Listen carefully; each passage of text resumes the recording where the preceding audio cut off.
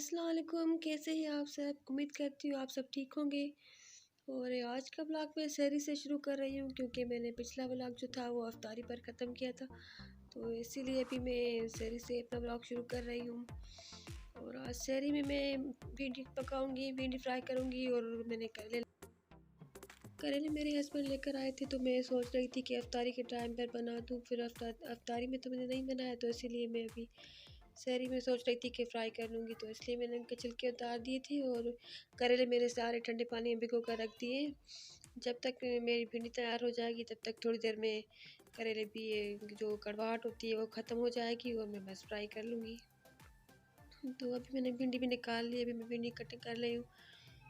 और अंडे खा खा कर भी रोज़ तंग हो जाते हैं, फिर रोज़ रोज़ सहरी में अंडे खाने का भी दिल नहीं करता, तो इसलिए मैंने आज सोचा कि आज मैं कुछ और चीज़ पका लेती हूँ। और भिंडी मेरे हस्बैंड को बहुत पसंद है, मेरे बच्चों को भी। दही तो हम वैसे रोज़ सहरी में खाते हैं, मैं दही के साथ कुछ और भी मैं फ्राई कर लेती हूँ।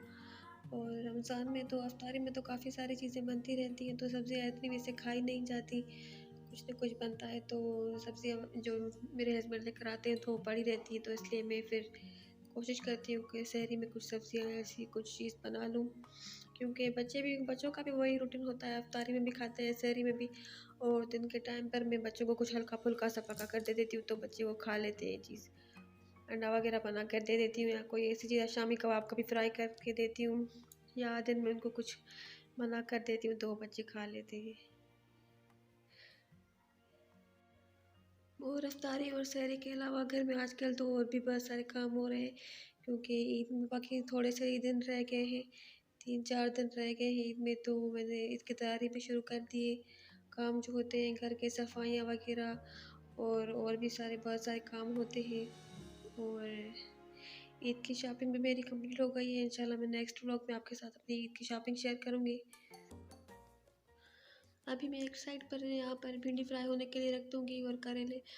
और जब तक मैंने आटा गूँध लिया था, पर मैंने उसकी शूट नहीं की क्योंकि बस इतना टाइम नहीं होता है सहरी के टाइम भी कि मैं, इसलिए मैं शूट नहीं कर पाई। साथ-साथ ही मैंने आटा भी गूँध लिया था और मैंने दूसरी तरफ मैंने चाय भी रख दी थी बनाने के लिए। और आजकल तो जो लास्ट वाले रमज़ान के रोज़े हैं, उनमें तो वैसे गर्मी भी बहुत ज़्यादा हो गई है। शुरू वाले रमज़ान के रोज़ों में मौसम बहुत अच्छा था, इतनी गर्मी नहीं थी, तो रोज़े बहुत अच्छे गुज़र गए। पर अभी 21-22वें रोज़े के बाद तो बहुत ज़्यादा गर्मी हो गई है और मौसम बहुत गर्म हो गया है। और आज शाम को मैं गई थी अपनी बेटी के साथ कुछ शॉपिंग करने, कुछ चीज़ें लेनी थी। तो लॉकडाउन तो अब कुछ कम हो गया है, शाम के 5 बजे तक दुकानें खुली रहती है यहाँ ईद की वजह से। इन्होंने कुछ सख्ती जो है वो कम कर दी है, तो अभी लॉकडाउन जो था तो अब इतना नहीं है। बहुत दिनों के बाद बाहर जाकर कुछ अच्छा लगा, दुकानें भी खुली हुई थी और लोग भी शॉपिंग वगैरह कर रहे थे। तो बस ये था कि गर्मी बहुत थी और बस हम 1 घंटे में ही वापस आ गए, कुछ चीज़ें लेनी थी और चीज़ें ली, फिर हम वापस आ गए। और फिर बस हम टाइम से वापस आ गए और घर आकर इफ्तारी पकाई। और मेरी भिंडी भी यहाँ पर फ्राई हो रही है। और बस मैंने इतना ही शूट किया था सहरी की कुकिंग के। और ये हमारी सहरी थी, मैंने भिंडी फ्राई की थी, करेले बनाए थे और कुछ मैंगो वगैरह आम जो थे वो काट दिए थे। और अब ये दूसरा दिन है, सुबह का टाइम है और मैं अपना कारपेट वॉश कर रही थी, क्योंकि मेरे कारपेट थोड़े से मुझे लग रहा था कि मैले हो गए थे, काफ़ी दिनों से वॉश नहीं किए थे। और मेरे पास 3 कारपेट हैं, 2 बड़े हैं, 1 छोटा है। तो जब मैं कोई कारपेट मुझे लगता है कि अब इसको वॉश करना चाहिए, तो फिर मैं उसको वॉश कर देती हूँ। तो अभी ईद आने वाली है, तो ईद से पहले मैंने सोचा कि ये काम भी कर दूँ। अभी थोड़े ही दिन रह गए हैं, तो मैंने एक कारपेट पहले वॉश करके रखा हुआ था और एक ये आज वॉश किया था। तो ये मैंने कारपेट पहले बिछा दिया था। पहले मुझे शुरू-शुरू में लगता था कि कारपेट वॉश करना बहुत ही मुश्किल काम है, पर पहले मैं शुरू में बाहर से भी वॉश करवाती थी। पर एक दफ़ा मैंने खुद ही वॉश करके देखा, तो मुझे लगा कि बस मैं वॉश खुद ही कर सकती हूँ, तो अब मैं बाहर से वॉश नहीं करवाती हूँ। और इतना मुश्किल काम भी नहीं है, मैं इसको पहले पूरे कारपेट को नीचे बिछा देती हूँ और उसी के ऊपर पानी गिरा देती हूँ। आप पाइप से भी गिरा सकते हैं या किसी बकेट वगैरह से भी इसको डाल सकते हैं। इसको पूरा गीला कर देती हूँ अच्छी तरह से पानी से और फिर उसके ऊपर मैं सर्फ़ डाल देती हूँ। आपके पास कोई भी सर्फ़ हो या जिससे आप कपड़े वगैरह वॉश करते हैं तो फिर वो डाल सकते हैं। और फिर उसके ऊपर जो में कपड़े वॉश धोने वाला ब्रश होता है, इजीली बाज़ार से मिल जाते हैं, अवेलेबल होते हैं। कपड़े वॉश करने वाला फिर जो ब्रश होता है वो उसके ऊपर थोड़ा सा उससे मैं साफ़ कर लेती हूँ। और फिर उसको वापस पानी डालकर पाइप से, या आप किसी अगर मग्गे से या आप किसी बकेट से डाल रहे हैं तो उससे डालकर फिर उसको मैं थोड़ी देर के लिए छोड़ देती हूँ। उसको ऊपर जो पानी होता है उसको वाइपर से निकाल लेती हूँ और फिर 1 या आधे घंटे के लिए मैं उसको छोड़ देती हूँ। और फिर थोड़ी देर के बाद जब उसका पानी निकल जाता है या थोड़ा सा रह जाता है तो मैं वाइपर से निकाल कर और उसको फिर मैं इसको रोल कर देती हूँ, ऐसे लपेट कर एक उसका एक लंबा सा रोल बन जाता है। फिर मैं उसको दीवार के साथ लगा देती हूँ तो उसका सारा जो पानी होता है वो निकल जाता है और फिर वो हल्का हो जाता है कारपेट। फिर मैं उसको क्या करती हूँ कि दीवार पर डाल देती हूँ। तो इस तरह से इजीली घर पर भी मेरा कारपेट वॉश हो जाता है। और अगर 2 लोग हों तो फिर तो वो तो जल्दी आराम से ही कर सकते हैं। मैं ये कारपेट आधे घंटे में या 1 घंटे में या 40 मिनट तक मैं इसको वॉश कर देती हूँ, हो जाता है। इतना ज़्यादा टाइम भी नहीं लगता और बस फिर घर में साफ़ भी हो जाता है। तो मैंने इसके ऊपर पानी डाल दिया, अब मैं इसको वाइपर से इसका पानी निकाल दूँगी और थोड़ी देर के लिए इसको छोड़ दूँगी। और फिर 1 या डेढ़ घंटे के बाद मैं इसका रोल फिर 1 या डेढ़ घंटे के बाद मैं क्या करती हूँ कि इसको जो इसके रोल करके इसको फिर दीवार के साथ से खड़ा कर देती हूँ। फिर इससे ये होता है कि इसके जो अंदर जो थोड़ा सा पानी रह जाता है वो भी निकल जाता है और जो कारपेट बिल्कुल हल्का सा हो जाता है। वरना तो मैं इसको उठा नहीं सकती, इसको उठाने में बहुत ज़्यादा प्रॉब्लम होती है। तो फिर मैं क्या करती हूँ कि फिर इसको दीवार पर डाल देती हूँ। तो इससे आराम से शाम तक या दूसरे दिन तक ये ड्राई हो जाता है, सूख जाता है। और अभी मैं शाम का टाइम में अफ्तारी पकाने के लिए किचन में आई थी, तो आज मैंने सोचा कि मैं रोज़ अफ्तारी के साथ साथ ही खाना भी पका लेती हूँ, रात का डिनर। मैंने सोचा कि आज मैं डिनर फ़िलहाल नहीं पका रही, आज बस मैं दूसरी चीज़ें बना लेती हूँ। फिर रात के टाइम पर देखा जाएगा, अगर कुछ बनाना होगा तो फिर मैं पका लूँगी। तो अभी मैं कस्टर्ड बना रही हूँ, काफ़ी दिनों से मैंने कस्टर्ड नहीं बनाया था।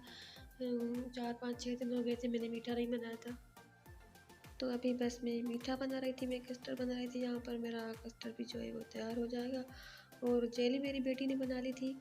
जो मेरी बेटी है उसको बड़ा शौक है कुकिंग करने का, मैं आपको बताती रहती हूँ। तो जेली मेरी बेटी ने बना दी थी 2 कलर्स की, तो वो जेली पहले से ही तैयार करके रखी हुई थी। तो मैंने कस्टर्ड बना लिया और मैंने थोड़े से स्नैक्स निकाल के रखे हुए थे फ्राई करने के लिए। मैंने सोचा कि बच्चे शाम के टाइम खा लेंगे। तो ये वो स्नैक्स है जो मैंने निकाल कर रखे हुए थे। और साथ साथ मैंने समोसे कुछ फ्राई किए थे, कुछ पकोड़े और दही भल्ले बनाए थे मैंने। तो आज बस मैंने ये चीज़ें बनाई थी। और फ्रूट चाट भी मैं रोज़ ही बनाती हूँ या एक दिन छोड़ के एक दिन बना लेती हूँ। तो आज मैंने सोचा था कि आज मैं फ्रूट चाट नहीं बनाऊँगी, बस मैं आज फ्रूट रख दूँगी सारे। अगर किसी बच्चों को यहाँ पे खाना होगा तो हम फिर वहीं पर कटिंग करके खा लेंगे। तो इसलिए आज मैंने फ्रूट भी सारा रखा हुआ था और उसको मैंने फ्रूट चाट नहीं बनाई थी। और अभी ये मैंने छोले निकाले हुए थे, चने जो होते हैं तो ये मैं निकाल कर आई थी। मैं इनके पैकेट्स बना कर रखती हूँ, तो एक पैकेट में निकाल कर आई थी। मैं इतने ही बनाती हूँ। और मैं चने जो होते हैं जो वो बेसन वाले बनाती हूँ, उसके लिए जो मैंने जो और चने बनाने के लिए जो मैंने कुछ चीज़ें कटिंग की हुई थी, 1 प्याज, 1 टमाटर और कुछ लहसुन के जवे, हरी मिर्चें, 1 लेमन और ये कुछ स्पाइसेस, नमक, मिर्च, सूखा धनिया पाउडर और चाट मसाला और थोड़ा-सा गरम मसाला और थोड़ा-सा हल्दी पाउडर। और यहाँ पर मैंने प्याज को थोड़ा सा गोल्डन फ्राई कर लिया, फिर उसमें चने डालकर और टमाटर लगाकर उनकी थोड़ी सी भुनाई कर दी और सारे स्पाइसेस उसमें ऐड कर दिए। और फिर मैं थोड़ा सा पानी लेती हूँ, आधा कप जितना, और उसमें थोड़ा सा बेसन डालकर उसको मिक्स कर देती हूँ। और फिर वो मैं लास्ट में जो होता है ना, फिर वो मैं चनों में डाल देती हूँ। और फिर जब वो थोड़ा सा ड्राई होता है तो जो चने होते हैं वो बहुत ज़्यादा अच्छे बन जाते हैं और थोड़े से थिक बन जाते हैं। तो फिर वो इस तरह से बहुत खाने में अच्छे लगते हैं। फिर वो आप चपाती या पराठे के साथ भी खा सकते हैं या ऐसे ही खा सकते हैं आप। तो मैं कभी-कभी ऐसे बनाती हूँ, कभी-कभी जो होती हैं वो इमली वाले बना लेती हूँ, कभी-कभी जो होते हैं वो लेमन जूस वगैरह, स्पाइसेस वगैरह डालकर वो भी बना लेती हूँ। तो आज मैंने जो बेसन वाले बनाए थे, तो ये बहुत अच्छे लगते हैं, मेरे बच्चों को भी पसंद आते हैं। तो बस फिर मैं कभी कुछ थोड़ा-सा चेंज करके बना लेती हूँ। और साथ-साथ मेरी सारी चीज़ें बन गई थी, तो फिर मैं जितना मैं शूट कर सकती थी इतना मैंने किया। और चने भी मेरे तैयार हो गए थे बस थोड़ी देर में।